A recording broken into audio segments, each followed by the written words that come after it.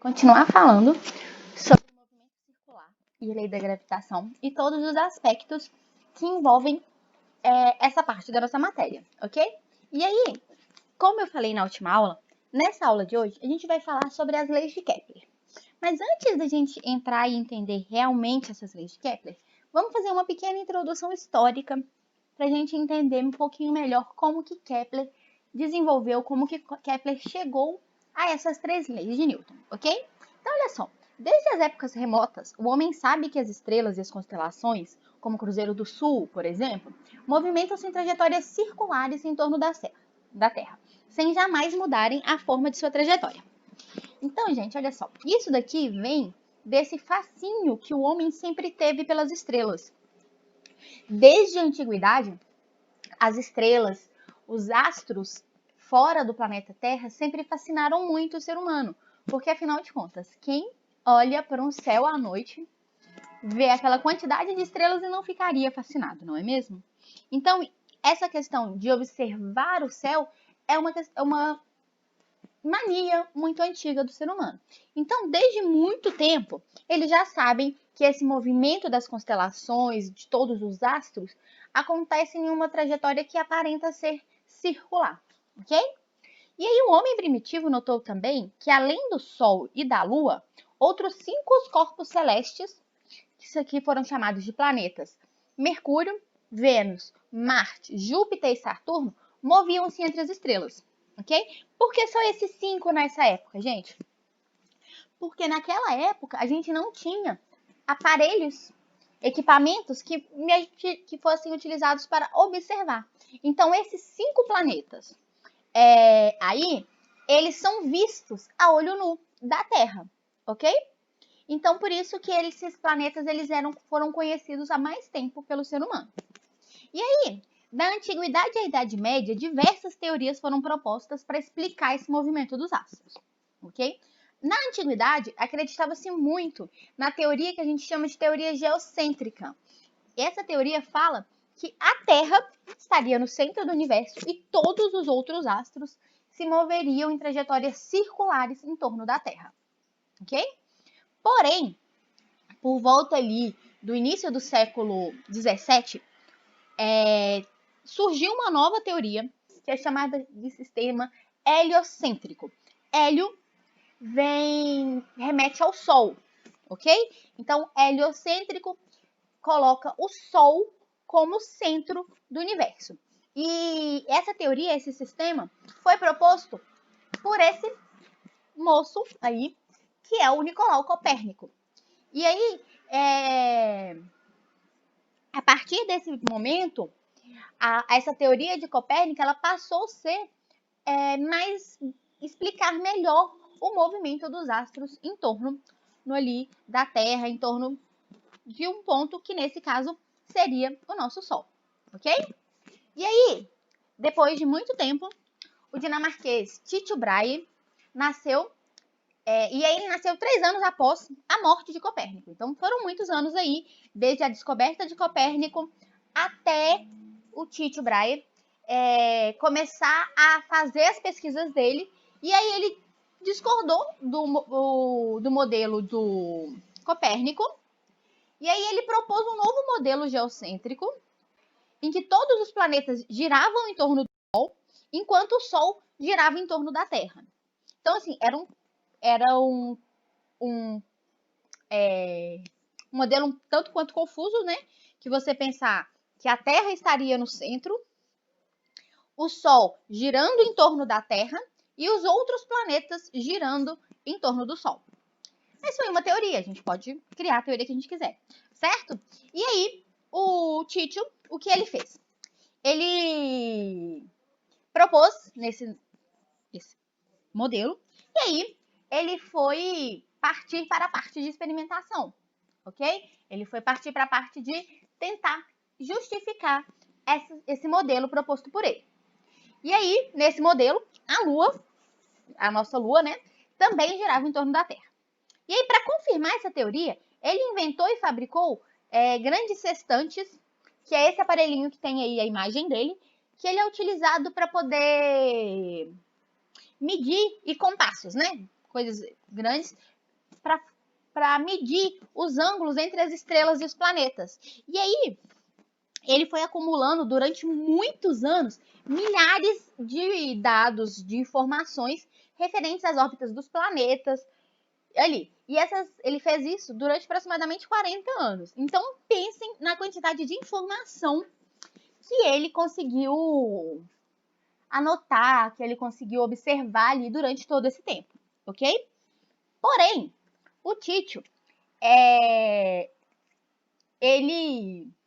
antes vamos falar que ele era muito bom em observar, ele criou aparelhos muito bons para a época. Então, as informações e as medições dele foram feitas com tanta precisão, foram tão bem feitas que até hoje são usadas para analisar as órbitas dos planetas, ok? Isso, claro, tendo em condições ali as limitações da época.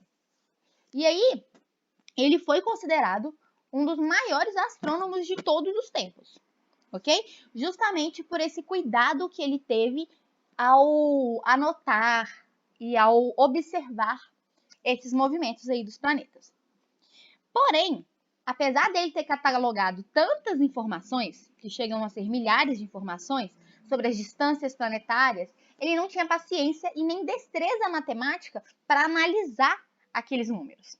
Então ele era muito bom em observar, mas ele não conseguia, ele não tinha a habilidade necessária para tratar essas informações. E aí, mesmo relutante, mesmo sem gostar muito da ideia, ele acabou cedendo essas tabelas e essas informações para o aprendiz dele, que foi o alemão Johannes Kepler, ok? Então, quando Kepler pegou todas essas informações, ele, que era muito hábil em matemática, ele debruçou sobre aqueles dados e depois de muito tempo, muitos anos, porque afinal de contas eram muitos dados, eles não tinham computador, não tinham calculadora para poder ajudar. Então, após muito tempo de trabalho, ele conseguiu decifrar todos esses dados, todas essas informações e verificou que existiam algumas regularidades no movimento dos planetas, quando eles são analisados adotando o Sol como referencial, que é o que a gente chama de sistema heliocêntrico, ok?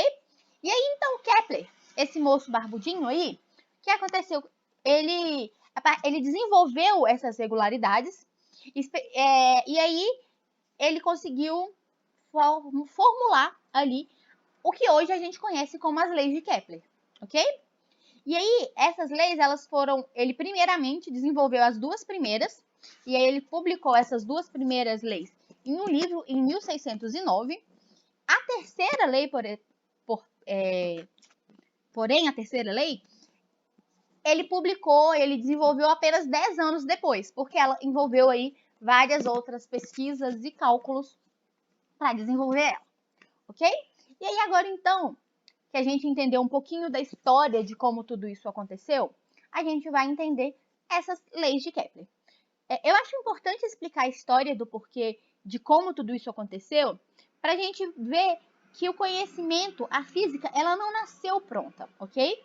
A física ela é uma ciência que ela foi criada, desenvolvida a partir de observação da natureza. Então, qualquer lei que a gente tenha, qualquer assunto que a gente estude em física, ele vai ser sempre resultado de anos de trabalho e pesquisas árduas aí desses cientistas, ok? E aí, então, olha só, a primeira lei de Kepler, ela é bem simples, que ela fala o seguinte: cada planeta gira em torno do Sol em uma órbita elíptica, com o Sol ocupando um dos focos dessa elipse.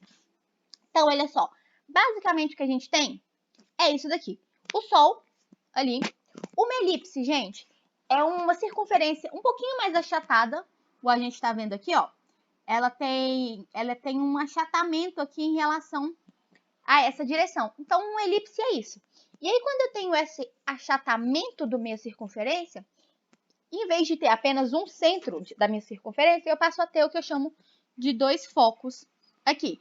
Então, a primeira lei de Kepler me fala basicamente isso, que os planetas giram em torno do Sol em uma órbita elíptica, com o Sol ocupando um dos focos dessa minha elipse, ok? E aí, como a gente tem esse achatamento da minha elipse, eu acabo tendo dois pontos aqui que são muito importantes, que vocês precisam se lembrar, que é o que eu chamo aqui de periélio. O periélio, gente, é o ponto da minha trajetória do planeta em volta do Sol mais próximo do Sol, ok? E o afélio, que é o ponto oposto aqui, que seria o ponto de máximo afastamento em relação ao meu Sol, ok? E aí, então, olha só, a consequência imediata dessa lei é que a distância entre os planetas vai ser variável ao longo da órbita, como eu falei para vocês, ok? E aí, aqui, o que eu falei porém, o que acontece é o seguinte, que aquela trajetória que a gente viu na figura, ela está muito exagerada. Com exceção do planeta Mercúrio, que apresenta uma órbita mais achatada, quando a gente fala de uma órbita mais excêntrica, eu estou falando que a minha elipse ela é muito achatada, fazendo com que os focos fiquem mais afastados um do outro, ok? Todos os outros planetas, com exceção de Mercúrio, as trajetórias elas são quase circulares, ok? Então, assim, elas são elipses, porém elipses muito pouco achatadinhas, o que faz com que elas sejam praticamente circulares, ok? E aí, como eu disse, a primeira lei, ela não exclui a possibilidade de ter uma órbita circular. Inclusive, a trajetória da Terra ao redor do Sol, apesar de ser uma elipse, essa elipse tem um achatamento tão pequeno que a Terra gira em torno do Sol em uma órbita que é praticamente circular, ok? Então, ela é elíptica, porém com um achatamento muito pequeno, certo? Então, essa é a primeira lei de Kepler. A segunda lei de Kepler é o que a gente chama de lei das áreas. O que essa lei fala pra gente? Que o segmento que liga o Sol ao planeta, que a gente chama aqui de raio orbital, varre áreas iguais em tempos iguais. Mas ok, professora, o que isso quer dizer? Muito confuso. Vamos entender. Olha só, vamos pensar aqui nesse movimento desse planeta, que é a minha bolinha azul em torno do Sol. A gente tem aqui, gente, olha só, uma reta que liga, uma reta imaginária, ok? Que liga o Sol ao meu planeta. Quando o planeta sai aqui da posição 1 e vai até a posição 2, ele vai gastar um tempo aqui, certo? E aí, essa linha imaginária, ela vai varrer aqui uma área, tá vendo? Que esse movimento formou uma área aqui. Ok. E aí, ele continua o movimento dele. Quando chega aqui do outro lado, indo de 3 até 4, o que acontece? Esse círculo, ele vai de novo varrer uma determinada área ali durante esse movimento. E o que essa lei me diz é o seguinte, que se esse ΔT1 for igual ao ΔT2, ou seja, se o planeta gasta, por exemplo, um mês para sair do ponto 1 e chegar até o ponto 2, e depois ele gasta um mês para sair do ponto 3 e chegar até o ponto 4, isso significa que a área 1 vai ser igual à área 2, ok? Então, em tempos iguais, essa linha varre áreas iguais ali ao redor do meu Sol. Consequência disso é que a velocidade orbital do planeta ela vai variar ao longo da minha órbita. Porque olha só, pensa comigo aqui. Nesse trajeto aqui, ele é bem menor do que esse trajeto aqui, do que essa distância percorrida, certo? Então,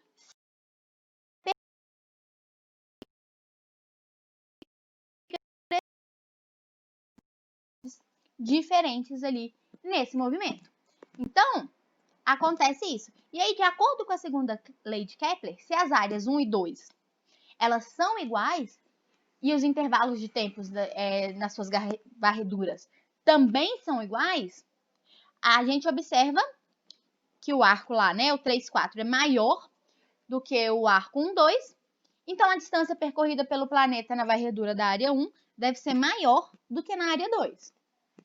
E por isso, a velocidade média do planeta na área 1, ela vai ser maior do que a velocidade medida na varredura da área 2. E aí, com isso, o que acontece, gente? O módulo da velocidade do planeta ele vai ser mínimo quando ele passa pelo afélio, ok? Então, no ponto mais distante do Sol, a velocidade do meu planeta ela vai ser mínima.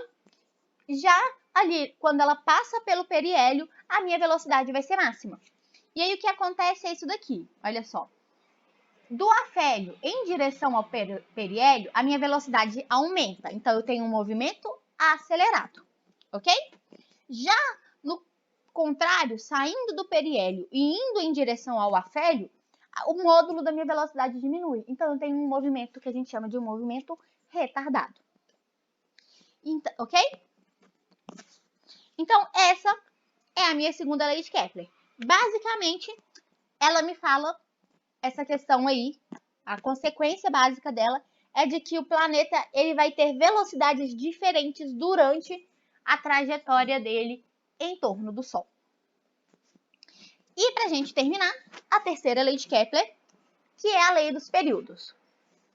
Essa é um pouquinho mais complexa, que ela me fala o seguinte, que o quadrado do tempo gasto pelo planeta para percorrer a sua órbita em torno do Sol é proporcional ao cubo do raio orbital médio. Então, vamos lá. A partir das observações de Titio, o Kepler já conhecia o período de translação desses planetas, que a gente vai chamar de T, ok? E aí o período, gente, é o tempo que esse planeta demora para dar uma volta completa em torno do Sol, ok? E aí ele conhecia esses valores para os planetas de Mercúrio e Saturno. Além disso, com as observações, ele também sabia a distância desses planetas ao Sol, que é o que a gente chama de raio médio, que a gente vai designar aqui pela letra R, ok? E aí, com esses valores e usando um método de tentativa e erro, o Kepler chegou a uma expressão matemática e aí ele desenvolveu a terceira lei. Então, gente, é por isso que, utilizando esse método de tentativa e erro, que não é um método fácil de ser utilizado, ele tem uma ideia, ele vai lá e tenta essa ideia. Não deu certo. Tenta uma segunda ideia. É por isso que ele demorou 10 anos, então, para poder desenvolver essa terceira lei e publicar ela, então, aí com essa diferença de tempo entre as duas primeiras, ok? E aí, olha só, transformando o enunciado da terceira lei em uma expressão, a gente escreve ela o seguinte, ela me fala que o quadrado do período é proporcional ao cubo do raio, ok? Ou seja, t ao quadrado sobre r ao cubo vai ser sempre um valor constante. Independentemente do planeta, se eu pegar o período desse planeta em torno do Sol e dividir pelo raio médio desse planeta em torno do Sol, isso vai me dar um valor constante, um valor K, que para o nosso sistema solar, para os planetas do nosso sistema solar em torno do céu, esse valor de K é o que a gente o valor 1, vale 1 para qualquer planeta que eu tenho, ok? E aí, esse K vai ser a constante para os planetas do nosso sistema solar. E aí, para facilitar as contas, a gente costuma chamar a distância média da Terra até o Sol de unidade astronômica. Então, quando vocês ouvirem por aí o termo unidade astronômica, ele está se referindo à distância média da Terra até o Sol, ok? E aí isso é representado por UA. Então, olha só, uma unidade astronômica, ela corresponde ali a mais ou menos 149 milhões e 600 mil quilômetros, ok? E aí, além de a gente ter essa unidade astronômica de 1A, a gente também utiliza a representação do período com base no período da Terra. Então, a Terra demora 1 ano para dar a volta em torno do Sol. Então, a gente vai utilizar aí sempre múltiplos desse valor para determinados outros raios. E aí a gente tem aqui, olha só, uma tabela com os planetas do nosso sistema solar. E se a gente observar aqui, olha, a Terra, ela vai ter o período de 1 ano terrestre e o raio de uma unidade astronômica. Vênus, por exemplo, o período dele corresponde a 0,62 do período da Terra. Então, ele demora menos do que 1 ano terrestre, menos do que 365 dias para dar essa volta. E aí, como é que eu faço para determinar esse valor, gente? Multiplico 365 dias por 0,62. E aí eu vou achar quantos dias Vênus demora para poder completar essa volta em torno da Terra, ó, em torno do Sol, ok? E aí isso vale para os outros planetas. E aí a gente vê aqui, olha só, que por exemplo o Netuno é o planeta que está mais afastado da Terra. Olha só, da Terra não, desculpa, do Sol, da Terra também. O raio médio de Netuno é de 30,06 o raio terrestre. Isso significa que a distância que ele está do Sol é 30 vezes maior do que a distância que a Terra está do Sol, ok? O que faz, então, com que o período dele também seja maior do que o período de rotação da Terra ali, ok? Então, continuando, a gente tem o seguinte. Olha só. O período da Terra ao quadrado dividido pelo raio da Terra ao cubo vai ser igual ao período de Marte ao quadrado dividido pelo raio ao cubo de Marte. E isso para todos os planetas vai ser sempre um valor constante. Ok? E aí, uma consequência dessa lei, que é como eu já estava falando com vocês, é que os planetas mais distantes do Sol possuem menor velocidade orbital. Isso significa que um planeta muito distante, ele vai levar muito tempo para completar sua órbita. Porque além do modo da velocidade desse planeta ser pequeno, ele ainda vai percorrer uma distância muito maior. Porque o perímetro da órbita dele é muito maior do que o perímetro da Terra, por exemplo. Ele vai percorrer uma distância muito maior nesse movimento. E aí é por isso que a Terra, que se encontra relativamente próxima ao Sol, gasta apenas um ano para completar sua órbita. No entanto, Netuno, ele se acha 30 vezes mais distante, ele gasta 165 anos para completar uma órbita completa em torno do Sol. Ok? E aí, isso daqui, gente, é uma coisa muito importante, ok? Que embora as leis de Kepler, elas tenham sido desenvolvidas originalmente a partir de órbitas planetárias, elas são universais. Ou seja, elas podem ser aplicadas a qualquer corpo que gira ao redor de um astro central, sendo atraído pelo campo gravitacional deste. Por exemplo, elas também são aplicadas às órbitas dos cometas e de outros corpos que giram em torno do Sol. E, inclusive, de todos os satélites em torno da Lua, por exemplo. Incluindo a Lua. Então, qualquer cometa que gira em torno do Sol também vai obedecer à lei de Kepler. E qualquer satélite natural, a nossa Lua, por exemplo, como artificial, também obedece essas leis de Kepler, ok? Então, sempre que eu tenho um sistema de corpos que se orbitam, eles obedecem aí às leis de Kepler, ok? Coloquei aqui um exemplinho de como calcular esse valor de K, ok? Então, olha só, com os raios médios de alguns planetas. E aí, como eu falei, sempre que eu pegar a distância média do Sol à Terra como uma unidade astronômica, Mercúrio, o raio de Mercúrio vai valer 0,39 unidades astronômicas. O de Marte vale 1,5 unidades astronômicas e assim por diante. Então, quando eu pegar lá o período para poder utilizar a lei de Kepler, eu posso usar simplesmente essa relação aqui de 0,39, ok? E aí aqui tem um exemplozinho para a Terra, que a gente descobriu aí ok?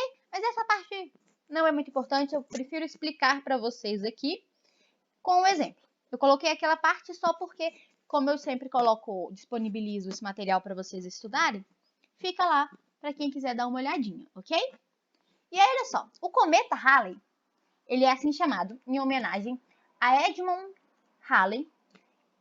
Ele, analisando os antigos relatos sobre a passagem de uma bola de fogo pelos céus, ele percebeu que havia uma periodicidade nesse fenômeno e que o fato se tratava de um mesmo corpo que aparecia a cada 75 anos. E aí, então, esse é o período orbital do planeta, ok? E aí, nesse período, a distância média dele ao Sol é de 0,59 unidades astronômicas. No afélio, a órbita do cometa se estende para mais além da órbita de Netuno e o seu afastamento em relação ao Sol não pode ser medido, porque a gente não pode ver ele, ok? Mas então, ele quer saber, a partir dessas informações, determinar o ano da próxima aparição do cometa Halley, sabendo que a sua última aparição ocorreu em 1986, e estimar o raio médio do cometa em relação ao Sol, utilizando a terceira lei de Kepler, ok? Ah, tá, desculpa, eu li errado ali. No periélio é que a distância vale 0,59 unidades astronômicas, ok? No afélio eu não consigo determinar esse valor porque eu não consigo nem sequer ver o cometa Halley quando ele está no seu momento de afélio. E aí, olha só, a última aparição do cometa ocorreu em 1986. Se a gente somar o período desse cometa, que é de 75 anos, a gente vai obter a data de 2061 como a nova aparição do cometa Halley, ok? E aí aqui na figura a gente tem a órbita do cometa em algumas indicações de datas, ok?